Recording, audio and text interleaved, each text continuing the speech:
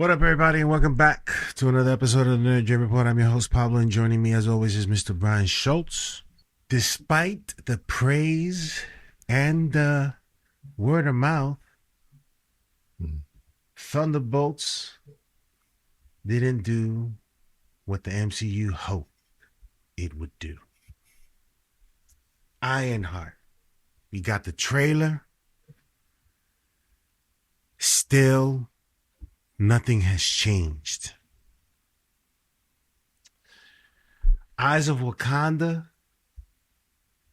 I don't know too much about Eyes of Wakanda, but we'll talk about it. And Chris Evans on Doomsday, Brian. I don't buy any of it. He's Garfielding, man. He's Garfielding. Word up, man. This is like, don't try to front, man. You know you're gonna be in that joint. You know they can't afford for you not to be in that joint. You ain't got no problems with them. But anyway, let's start. Thunderbolts. Yeah, let's start with the Thunderbolts. 50 million. So this is, I think that this reality is much more about the go forward and what it means for Marvel decision making, and that's why I think it's relevant. So, as we know, Thunderbolts is some of the best reviews of a Marvel project since Spider-Man: No Way Home, and technically Shang-Chi, but those have been the two post-pandemic films with a 90% plus Rotten Tomatoes effort. Mm-hmm. And word of mouth was good. Audience score was good. So people that went to see it, wasn't just critics, audiences went to see it, like what they saw. Problem is, not enough people did go to see it. So the break even was rumored to be around 425 million. The film's run is ending at 377. So they're going to lose $50 million on this movie. That 377 puts it as one of the lowest grossing projects in MCU history. And it's kind of significant because remember, Bob Iger called this movie the first, quote, the first and best example of Marvel's new movie strategy, end quote. And they're going to take a loss. So I'll put it to you. You know, we saw it. We liked it. I wouldn't say we loved it. I wouldn't say, we were like, hey, listen, this is not Winter Soldier. This is not Infinity War. Whoa. Let's not get crazy. Right, exactly. A little bit of settle down here, We liked it. We liked its originality. We liked its cohesiveness. We're like, hey, we're glad they did this movie, but it just didn't do well enough. So the question that's hanging over this, obviously, Pablo, is like, how much does this discourage Disney and Marvel from doing more projects like this? And how much does it push them to retreat more into the Deadpool, Wolverine cameo spectacle, right? Like, the Spider-Man Brand New Day's got to have more characters, and Doomsday's got to have more characters, and Fantastic Four, we got to get Galactus and Surfer in right away. Like, how much of a risk do you see that the result of this movie losing money, despite it checking all the boxes seemingly on the surface for originality, continuity, and all that sort of stuff, how much do you think it leads to Disney and Marvel reverting to some of the things we are most afraid of? It's hard not to look at the option that Ryan Reynolds laid out because of its success. I mean, you already heard conversations about him saying that he's not writing another, he wants to play a more supportive, whatever. So certainly there have been talks about him getting back on it again. I think Thunderbolts was a stretch as far as trying to achieve numbers. Like, Brian, if they would have told you that this movie had a lower budget and they were able to make a few, I mean, this, right, and making what it made, let's say this movie was made for 120 million. Right? How much was this made for? Official count was 180. So it is a little lower, right? 250 has kind of been the benchmark for the typical big budget Marvel project. So 180 is a little tighter, but obviously not tight enough when you throw in 100 million of marketing and all that sort of stuff. I think it's a good first attempt, Ryan. It's not a bad attempt. It's just, I feel like I've always said, people are just not with it anymore. Mm-hmm. It just keeps on proving that theory correct. That despite checking off of the boxes, people's just not into it. And I'm more interested in what these other guys are doing over here. So here's a question for. So I agree with you. First off, that if cooler heads prevail, I think the right takeaway is we're on the right track, but we probably need to fiddle with the budget a bit further. So 180 might be still too high. Maybe it's 150. Maybe it's 120. But I have a question for you. And when I saw the resolution of this, and I think folks who follow the show know that I kind of felt this was a TV show more than a movie. But my question is not about that. My question is, do you think this movie was hurt in retrospect by the fact that it was the continuing story of lesser characters we already knew versus introducing more new characters like Sentry? Like, do you think if this had been predominantly new characters, the result could, and the movie's the same quality, do you think it would have been or could have been better received? Well, would have been telling if Thunderbolts never came out and we seen Fantastic Four is a departure. But that's what. So I realize those are not new characters in the cinematic sense, but they are new characters in the MCU sense, and the buzz is higher. Yeah. Like, if I'm honest, right? Because I think we would agree Lewis Pullman is, if not the best part of that movie, in the top 2 things to recommend about that movie. If you go down the rest of the roster, just from a commercial success standpoint, only Winter Soldier really kind of can stand there and say, I was the lead or co-lead of a truly great and beloved Marvel project. Right, Winter Soldier, Civil War, Infinity War, and Sebastian Stan can say that. I don't think anyone else in that movie can say that. Right, it's like Ghost was in Ant-Man 2. That's kind of one of them. That's fine, but one of the more forgettable projects. Right, you have the folks from the Black Widow movie, and granted, I'm not knocking David Harbour. I'm not knocking Florence Pugh. We like both of them. I'm just saying the project itself isn't viewed as top shelf Marvel and didn't make top shelf Marvel dollar. Yeah. Wyatt Russell's a TV character.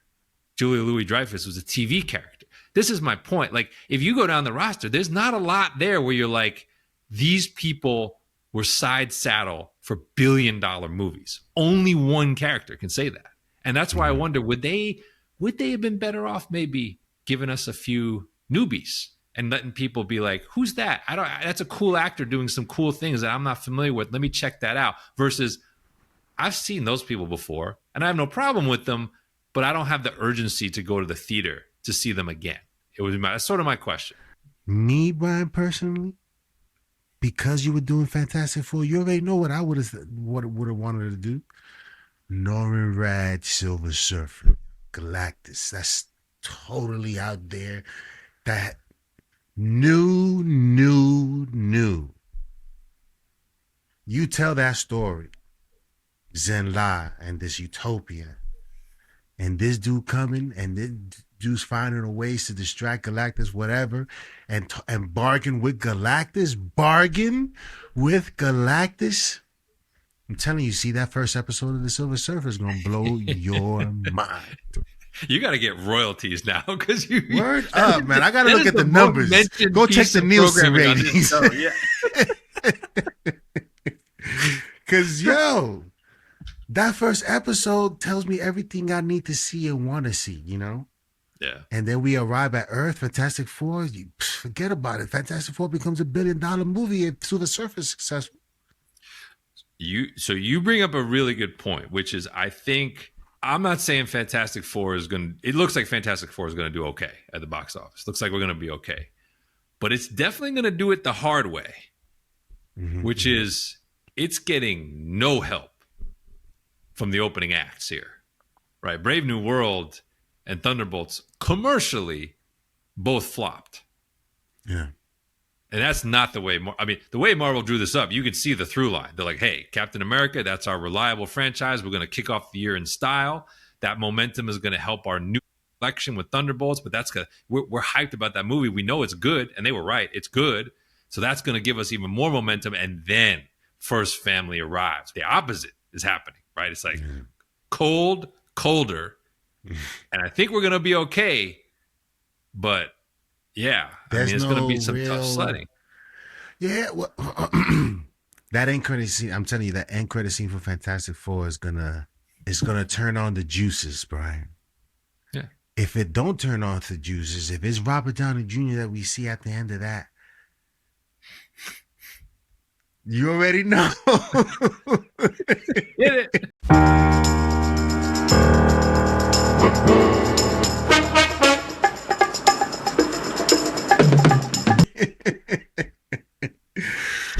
Oh man, So but we gotta look, see. like as another example, because we've heard that Jake Shire's in talks to be the director of the first X-Men or X Universe film. I don't think Thunderbolts losing money should necessarily put Marvel off that conversation, because I think he did a very good directorial job. But give him the new characters or the reincarnation of these characters that we've seen before, and then let him see how people respond. Like, I hope Marvel doesn't like course correct and be like, "We get the Russos; they got to do the X-Men movie." You know what I mean? Like, that would, to me, would be the mistake. But we've seen Disney do that, right?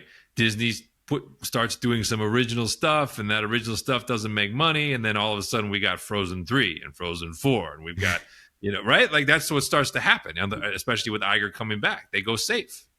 Like, I mean, here's the stat, right? So these stats are mind-boggling on the front side.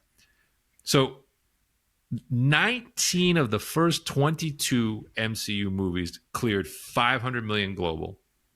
11 of the 22 cleared a billion. Half of them. Half. One out of every two films that went to the box office that they produced made $1 billion, including one that made $2 billion. More money. And one that made $3 billion. More money. Or just about. 2.9. So that kind of count, right? I'm just saying that almost counts like the majority. That means they got more than 11 of the 22, really. These dudes was averaging $1 billion, yo. Yeah, that's what. That crazy. It's preposterous. That you may never see that again. But that's why you give Kevin Feige his flowers. Yeah, that's why he goes to the Hall of Fame no matter what else he does. But after, so then post-pandemic, 13 films, only 6 have cleared 500. And only Spider-Man No Way Home, culmination film, and Deadpool and Wolverine, kind of culmination film, have cleared $1 billion. 2 out of 13, right? Those are the numbers. Like, those are the facts that show the slump and show the fatigue and show, as you said, a Marvel-specific kind of, not phobia, but sort of aversion. People are just like, I'm over it.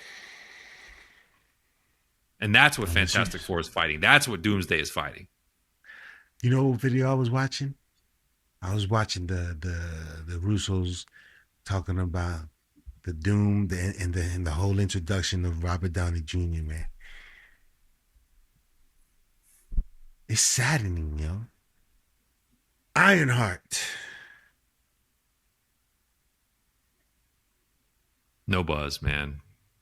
I'm sorry. I Two was trailers just about now. to move on, but Two trailers, right? 2 trailers.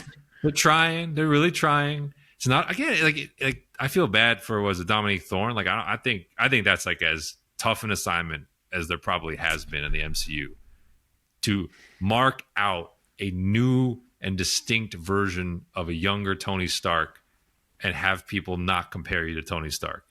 It's impossible. how? Because I think, you know what I was thinking about? Leslie Grace. You didn't even get to see it come out. All you heard is how bad it was. Now, you saw that one scene, which was not cinematic. So it's like you already have the majority without even having seen the movie and then just saw the clips and they was like, nah, this is gonna be horrible. People were saying, people who saw the film said that this was horrible. Yeah. And now we're gonna see something that we don't. I don't think it's gonna be horrible, but we just don't care. Right now, Brian, we just don't care. Right now, are we gonna see it? Yes, of course, we're gonna see it. It just, But you know, yeah. it's one of the weak. It's one of. But here's the thing: it's one of the weaker parts of Wakanda Forever, in my opinion. The inclusion of this character, that character's participation in that film, is one of the weaker things that is in there, and we'll never totally know how much of that was Coogler and how much of that was Disney, but it that to me is the contrast, right? When this sort of stuff has really worked, it is Tom Hiddleston steals Thor, becomes a memorable villain in Avengers 1, and now there's a market for Loki as its own property, right? Like that's how that can work. This character doesn't really have that kind of momentum. And when you see the trailer, you're kind of just, I don't know, I'm just left a little cold. I'm just like, I don't see the hook here where I'm like I'll watch it because we watch all this stuff and we talk about it. But this feels kind of dumped to me, right? It's like they give you 3 episodes the first day. There's only 6 total. It's just kind of there. And I don't know. Like, I feel like we're going to talk about it the way we talked about Echo. Like another example of like a supporting character in a not uber popular show who was fine. And actually the personal story is incredible of the actress. Yeah. But you're like, were people craving and demanding and clamoring for the Echo show? You know, something. So it's like, it's not their fault, but it's a tough hand. You want to say anything else for Ironheart? No, I just, given what we've been exploring about the rating struggles, I'm kind of dreading to find out what the ratings for this look like. Eyes of Wakanda. What have you learned about this title, this show, this animated show? It's supposed to be Ryan Coogler's animated show. What have you heard lately about the show? You know, a couple of things I am just interested about this show is the structure, the duration, obviously the animation style, because Coogler basically is using his own people and said it's supposed to kind of look a little different. And I think, we're going to talk some animation tonight. Like, we're in the golden age, right? We are officially in the golden age. And so this idea of experimentation with animation style and what you can do with that, I think is one of the best parts of the viewing experience. So, but what's interesting to me as this more comes out, this thing is really short. It's an anthology show with only 4 30-minute episodes. But it is supposed to cover centuries revolving around a spy story and stolen Wakandan technology. And the first episode is set all the way back in 1260 BC. And then we'll kind of progress toward present day. But one of the things that's mentioned is along the way, Iron Fist will be in the supporting cast of this show. Kind of out of nowhere. And I don't know. It just, I will say, like, I'm legitimately intrigued. I just don't know what to expect at all. This sounds like, I hear the ambition and I'm like, 4 episodes of 30 minutes? You're really going to pull that off? Like, how are you going to pull that off? And then I'm like, oh, you got an Iron Fist in there. I'll check that out. I'm like, oh, the animation is going to be different. I'll check, it just feels so different and strange that I'm just kind of very curious. Yeah. Yeah. And Coogler being such a nerd himself, and someone who likes to try different things, I'm interested in seeing what this is going to look like, certainly. That's also coming in August, and weirdly that feels like a better time because movie stuff will have started to die down. you're getting ready to go back to school for kids, and it's like you put this little show in there that if it's good, like be curious. Won't do big numbers, but I think it could be a little buzzy if it's really good. So it's almost like a Visions type situations. A little bit. Star Wars Visions almost. Well, if you add that up, that's 2 hours. That's like a movie. So it's kind of like a movie that's got 4 little vignettes, which, by the way, we're going to talk about another movie that had 4 little vignettes that was a little shorter than 2 hours. So maybe that can work, but the structure is interesting. So, Yeah. And it's not meant as like a, hey, we're going to do a season 2 or season 3. It's like this is it. Chris Evans. Sad, feeling FOMO about not getting the call for Doomsday. Like, come on, man. I don't know if he's just saying these things and he's just, giving you the wink, or being like really like sad over this. You know what I'm saying? I would have to see him say it, but I don't believe any of this. Quote, I talk to them all the time, meaning the Russo brothers, Downey. I mean, it's sad. Oh, it's where Pedro is right now, meaning Pedro Pascal, because they are both in Materialists, A24 movie. Mm-hmm. That's why I said Pedro. I mean, it's sad to be away. It's sad to not be back with the band, but I'm sure they're doing something incredible. And I'm sure it's going to be that much harder when it comes out and you feel like you weren't invited to the party, end quote. Was he saying this, or he said it to a magazine? What is? The context was he was doing an interview with Screen Rant. Yeah, like I would have to see how he said that, but I think he's just, Garfielding it up. I don't know if he's being as like he's trying to act as he's telling the truth. Like, like Garfield was trying to lie, but, be an actor at the same time. Yeah. I don't know if Chris Evans is trying to do the same thing here. I mean, there's a technicality where like he's only in Secret Wars and he's not in Doomsday. I mean, to me, it's like splitting hairs. There's a possibility of that. But yeah. So here's what all I could think of when I saw his quote, though, because based upon who we know is in this movie in Doomsday. So if you just took this quote on merit, and if you have an Avengers Doomsday kind of collection movie where you have invited the Young Avengers, the likes of She-Hulk, and you didn't invite Steve Rogers, that's a fireable offense. On merit, that's a fireable offense. But I don't think that's ultimately the case. He could be in the post-credit. Like, there's all sorts of ways this is bogus. And we know at the end of the day, this saga will not end without him doing something on screen. All of them. They'll get all of them. Yeah. So, I mean, there's a possibility of him showing up as Nomad, so he could be playing like that. Yeah. But they're all going to be on screen together. One more time. Scarlet? Yes. All right. I mean, at some point, the budget's irrelevant. It's already past that point, right? It gotta make $2 billion to break even. All sides of this know that, right? So, like, if you're Chris Evans, if you're Scarlett Johansson, you're like, I know you got the Brinks truck. Don't bring me no bag. Bring me the truck. When I hear the beep beep backing up in my driveway, I'm there. That's when I open the door. I'm like, hey. Yeah. Why shouldn't they? I mean, that's the thing. Like, if you were them, you'd do the same thing. Yeah. So yeah, that's how Marvel news. Marvel keeps losing money. Nobody cares still about Ironheart.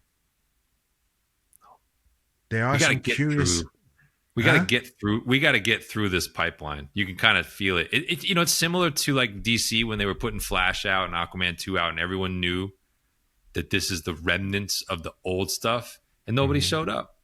Yeah. Right. They just lost money. Right. It's like these are little different types of projects, but like, and I'm not saying they're going to be bad. It's just kind of everyone knows Marvel Television was restructured and is doing things differently going forward. And we know the multiverse saga is about to end. So like I do think people's eyes are just like on the future a little bit. Whereas DC's just starting out. That's why people are excited. It's like Yeah, ground floor, again, man. Yeah. I think curiosity tends to set in when there are, like, if it's just WB doing WB stuff, then you know, and MCU has been doing MCU stuff, and it's just been getting worse, and these people are out. Yeah. But you got to But remember in the those stats though, because like the highs. I mean, when you see those, like the further we get from that, the more perspective people need to have on how hard that actually was. yeah, man, 22 films that averaged $1 billion, but also just 19 films that cleared 500. The hit rate, they just didn't miss. They just didn't miss. Yeah. Now it seems to be like all they do, but we'll see. And even when they don't miss, like Thunderbolts, they don't get rewarded. So we'll see. But we talked about that. We talked about that possibility. Even the good stuff will get lost in the sauce. 100%. But yeah, there are curious people who want to see what Ryan Coogler has in store for us in Eyes of Wakanda, and Chris Evans just playing games. Let's see. Remember to hit that like and subscribe, hit that notification bell, comment in the comment section below, and we'll see you next time on the Nerd Report.